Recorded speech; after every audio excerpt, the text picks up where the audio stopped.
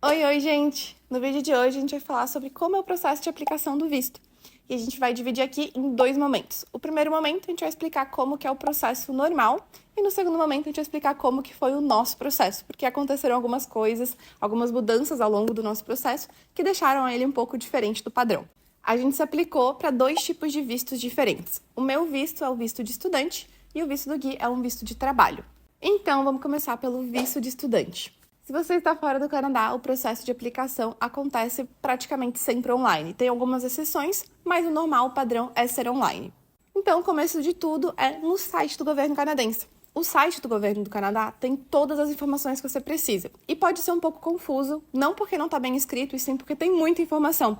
Então, se você não sabe exatamente o que você está procurando, você pode receber uma enxurrada de informações. E por isso que eu já vou deixar aqui na descrição o link ali diretamente que te leva para a parte do início da aplicação. Se você está se aplicando igual eu me apliquei com um cônjuge em conjunto, você pode optar por dois caminhos. Vocês podem fazer as aplicações de forma separada e depois elas linkam conforme um código, ou você pode fazer a aplicação toda junto. E tudo começa a partir daquele link você respondendo um questionário inicial. E aí depois que você responde esse questionário, ele vai te solicitar alguns documentos que pode variar de caso a caso. Então, eu vou trazer para vocês os documentos que foram solicitados no nosso caso, que é mais ou menos o padrão para uma aplicação de visto de estudante com um cônjuge indo para um visto de trabalho. Então, vamos lá.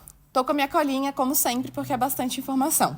Você vai precisar preencher 3 formulários diferentes. E esses 3 formulários todos começam com as 3 letras, IMM. O primeiro formulário, que é o 1294, ele é referente a aplicações feitas fora do Canadá. O segundo formulário é o 5707, e ele vai trazer informações sobre a sua família. E quem seria essa família?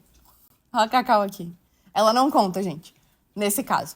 Seriam seus cônjuges, filhos, dependentes, pessoas que estão indo com você por algum motivo, o seu núcleo. E o terceiro é o 5257, que é referente ao seu visto, que é o que vai te dar permissão de entrar no Canadá. Bom, passados esses 3 formulários, a gente vem para a parte do passaporte, que é você colocar na plataforma o seu documento de identificação, que no caso vai ser o passaporte. Então, escanear, tirar uma foto, dá um jeito de colocar na plataforma. E aí depois a gente tem a Letter of Acceptance. Isso você vai receber da instituição de ensino que você está matriculado. E lá no visto eles se referem à instituição de ensino como DLI. Você também precisa colocar uma foto digital e tem algumas especificações que você precisa seguir dessa foto. Também vou deixar o link aqui na descrição do vídeo. E aí, a gente vai para a tão temida comprovação financeira. Você precisa submeter ali na plataforma do visto determinados documentos que comprovem a sua parte financeira. Caso você vá utilizar um sponsor, a gente recomenda, pelo que a gente pesquisou, e seria muito legal você conseguir incluir algumas outras informações, como a documentação do seu sponsor, uma carta explicando por que essa pessoa está sendo seu sponsor, porque essa pessoa está te ajudando financeiramente a realizar esse curso no Canadá, qual é a relação entre vocês, qual é a garantia que o governo está tendo mesmo com essa pessoa, né? E aí, claro, não pode esquecer da comprovação financeira. Então, tem ali algum extrato do banco, alguma comprovação de bens, imposto de renda, algum documento que comprove a existência desses fundos. E, a partir de final de janeiro, eles começaram a pedir a Provincial Attestation Letter, que é aquela carta da província dizendo que você está indo para aquela província estudar. Junto com a documentação do seu visto, é sempre bom incluir uma Letter of Explanation. E o que seria essa carta? É uma carta explicando a sua intenção com esse curso, com a sua intenção com essa viagem, por que você está indo para o Canadá. E qual é o seu vínculo com o Brasil. Nessa carta é importante você ressaltar o porquê você está indo, mas também o motivo de você voltar para o Brasil. Deixar claro os seus vínculos com o seu país de origem. Se você está indo com o seu cônjuge, como é o nosso caso, você também tem que colocar um documento que comprova essa união, que é a certidão de casamento. Um outro documento que pode ser necessário é o Evidence of Work Requirement. E esse documento é emitido pela instituição de ensino dizendo que você possui uma cadeira que você vai precisar trabalhar para concluir o seu curso. Se você está aplicando sozinho, esses são os documentos que você precisa. Se você está aplicando com o seu cônjuge, como é o nosso caso, você vai precisar colocar alguns outros documentos. Então vamos a eles. Lembra que antes eu comentei de 3 formulários que começam com IMM? 2 desses formulários se repetem agora para o cônjuge, que é o 5257, que é referente ao seu visto, então para possibilitar a sua entrada no país, e o 5707, que é relacionado à família. O terceiro formulário é parecido, mas ele é diferente. É o 1295, que também é para aplicações feitas fora do Canadá. Mas, nesse caso aqui, vai ser relacionado ao visto de trabalho. Além dos 3 formulários, também vai precisar do passaporte e da foto digital. E a gente tem também aqui a Letter of Explanation, que é bem semelhante à explicação que eu dei em relação ao visto de estudante. O que muda agora é que é referente à pessoa que está se aplicando para o visto de trabalho. E, por último, a gente tem o Purpose of Travel. E aqui pode variar um pouquinho o que você vai colocar ali. Pode ser que seja uma carta explicando por que o seu cônjuge está indo com você, no caso ele escrevendo por que ele está indo com você. Pode ser a passagem, pode ser o hotel, pode ser o seu roteiro. Vai variar e você tem que entender o que é melhor você colocar ali na sua aplicação. Além disso, é interessante você incluir traduções juramentadas dos documentos que forem necessários. Ou seja, todo documento que você tiver em português seria interessante ter essa tradução juramentada para deixar a sua aplicação mais forte. Feito todo o upload de todos esses documentos na plataforma, de todas as cartas, de todas as traduções, de tudo que a gente citou aqui, você vai para a parte de pagar algumas taxas. O valor da aplicação do visto de estudante é de $150 canadenses e você tem que pagar também a coleta da biometria.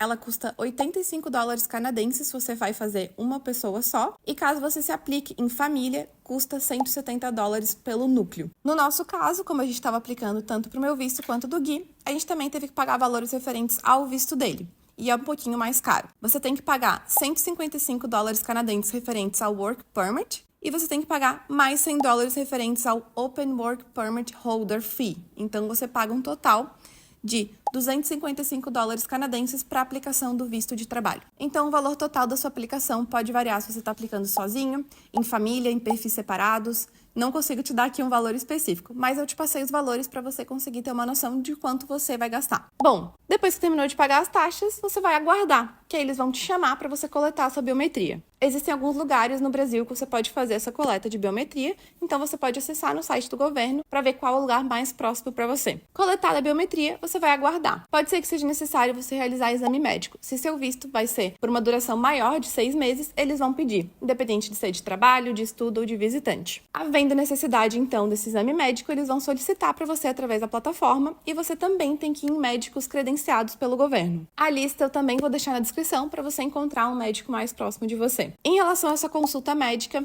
a consulta em si é uma consulta particular, mas os exames solicitados você pode fazer conforme o seu plano de saúde ou particular também. Eles vão solicitar alguns exames, como exame de sangue, exame de urina e de raio-x do tórax.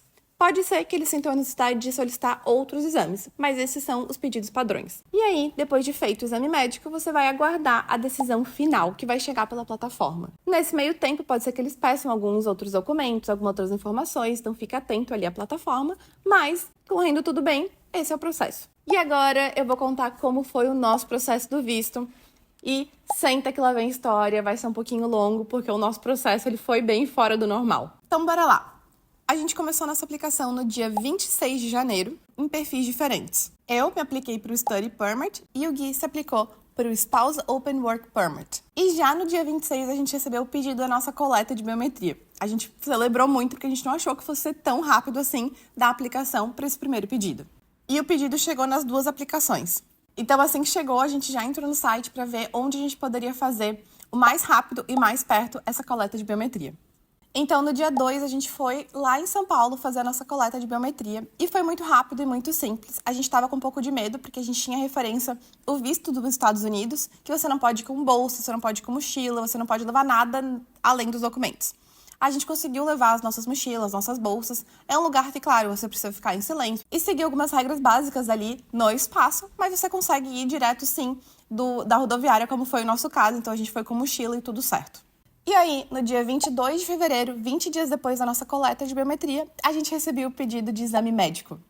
Porém, no dia 23 de fevereiro, um dia depois do pedido de exame médico, a gente recebeu uma notificação dizendo que a minha aplicação havia sido retirada por falta de documentação e a do Gui havia sido negada porque ele não possuía vínculos fortes com o Brasil. E o que aconteceu? O que estava faltando de vínculo e o que estava faltando de documentação?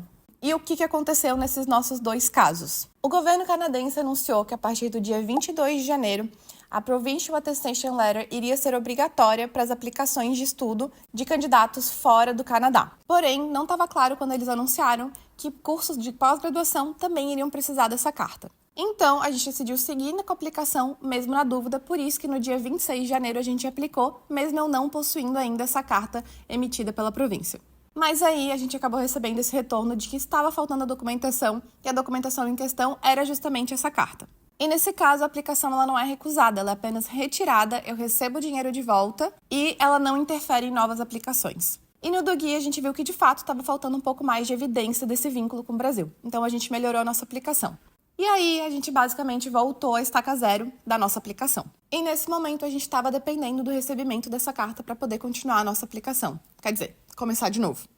E por que estava demorando para receber essa carta? As províncias ainda não estavam preparadas, elas não sabiam também que elas iam ter que emitir essas cartas. Então demorou mesmo, demorou para todo mundo, mas a província de Alberta saiu na frente e conseguiu emitir bem rápido até.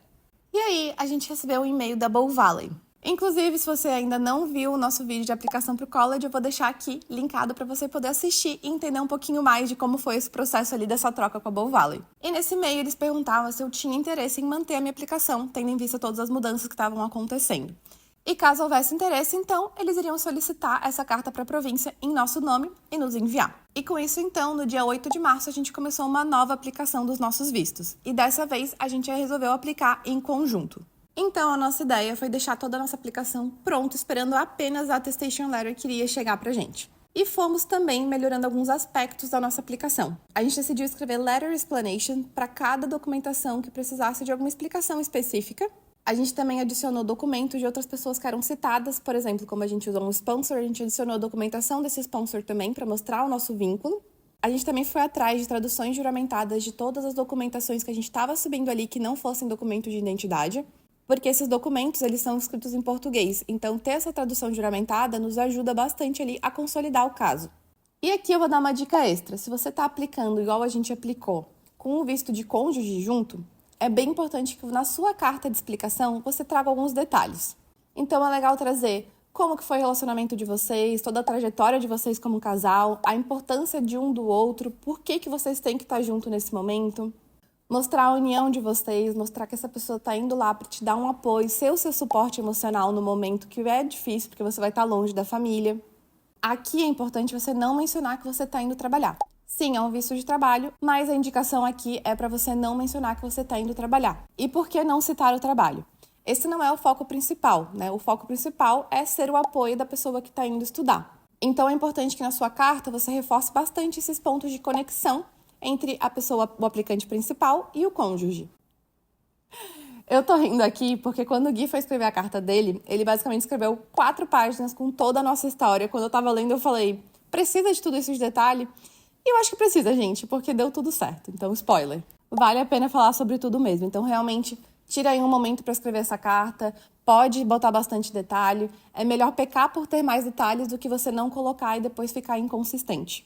E aí, a gente já tinha deixado tudo pronto e estava só aguardando chegar a Provision Attestation Letter, que chegou no dia 17 de março. Um domingo, então, assim que chegou o e-mail, eu olhei pro Gui e falei, é hoje. O Gui, falei, é hoje.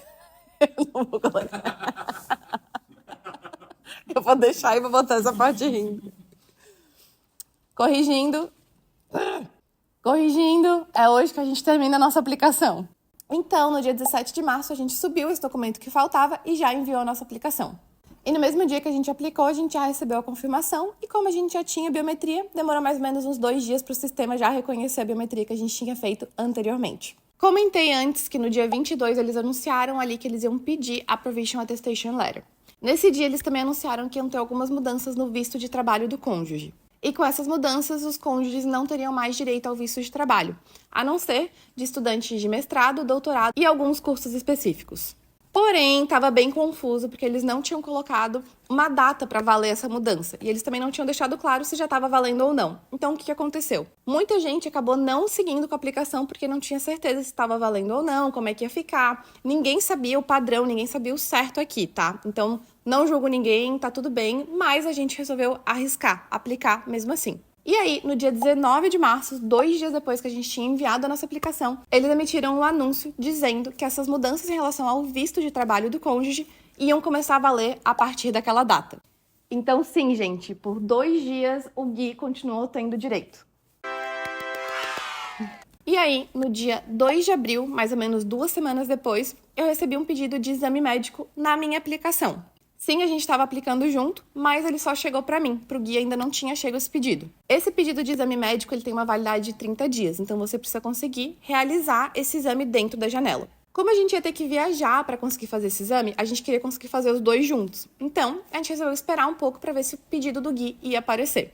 2 semanas depois, a gente recebeu um aviso da plataforma dizendo que tinha uma notificação referente à aplicação do Gui. E a gente pensou, o exame vem aí. E não veio o exame. Já era a decisão final da aplicação do Gui. Eles estavam nos avisando que o visto do Gui havia sido aprovado e eles estavam solicitando o passaporte do Gui para emitir o visto. Sim, bem isso que você está ouvindo. Ele teve o visto aprovado antes de fazer o exame e ele teve o visto aprovado antes do meu visto ser aprovado, sendo que o visto dele depende do meu visto.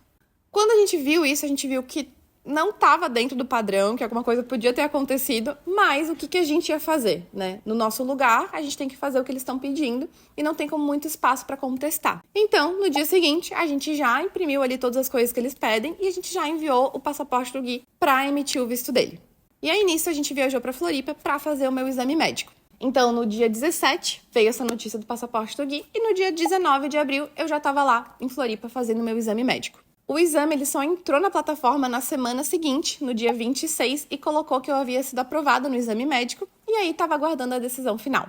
E aí, no dia 6 de maio, a gente recebeu mais uma notificação da plataforma referente ao meu visto, dizendo que ele tinha sido aprovado. Yay!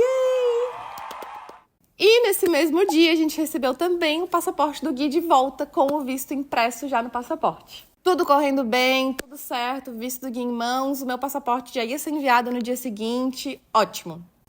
Só que não, gente. No dia seguinte, no dia 7 de maio, a gente recebeu um e-mail, na verdade o Gui recebeu um e-mail diretamente do consulado canadense, dizendo que eles haviam cometido um erro. E eles acabaram pulando algumas etapas no processo dele e ele não fez o exame médico. Então eles estavam solicitando que o Gui enviasse novamente o passaporte para eles poderem solicitar o pedido do exame médico, para o Gui realizar e aí sim eles entenderem se o Gui estava aprovado ou não. E aí foi aquele banho de água fria, porque a gente estava um pouco apreensivo de que a gente teria que reiniciar a aplicação ou não, como é que ficaria, porque se a gente tivesse que aplicar novamente a regra do visto do Gui já não ia mais estar valendo, então a gente estava bem tenso em relação a isso. Mas aí, no dia seguinte, no dia 8 de maio, o Gui foi lá e enviou o passaporte dele direto para o consulado canadense, com o endereço que eles tinham mandado ali pra gente por e-mail. E o meu também foi enviado no mesmo dia, porque eles tinham solicitado para poder imprimir o meu visto. Então, no dia 8 de maio, a gente despachou os nossos passaportes e ficou aguardando. No meu caso, a gente só tinha que aguardar ele chegar de volta com o visto.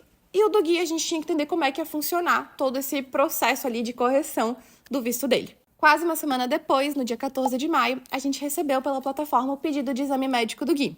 E aí a gente conseguiu fazer o exame do Gui e no dia 28 de maio já estava lá na plataforma o exame médico dele como feito. No dia 29, no dia seguinte, a gente recebeu mais uma atualização dizendo que o visto do Gui estava aprovado de novo. E ele não precisaria enviar o passaporte dele, porque o passaporte dele já estava lá com o consulado. E aí hoje, no dia 5 de junho, a gente recebeu o passaporte do Gui de volta com o visto dele impresso. Sim, gente, o fim de uma saga. Que processo confuso. É por isso que eu falei pra vocês que eu ia explicar o processo normal e o nosso processo, porque ele foi bem diferente do padrão. Sei que é bastante informação, pode parecer confuso, tá? A gente decidiu fazer todo o nosso processo por conta, porque a gente viu que no site do Canadá tinham todas as informações ali no site do governo. Então é bem possível. Você só precisa prestar atenção aos detalhes. Por isso que eu tô fazendo esse vídeo, pra te ajudar de alguma forma. Então, se você gostou desse vídeo, não esquece de dar um like. Se tiver alguma dúvida, algum comentário pra fazer, sinta-se à vontade. Espero que a gente consiga te ajudar. Não se esqueça de se inscrever no canal, é muito importante pra gente. E até os próximos vídeos. Tchau!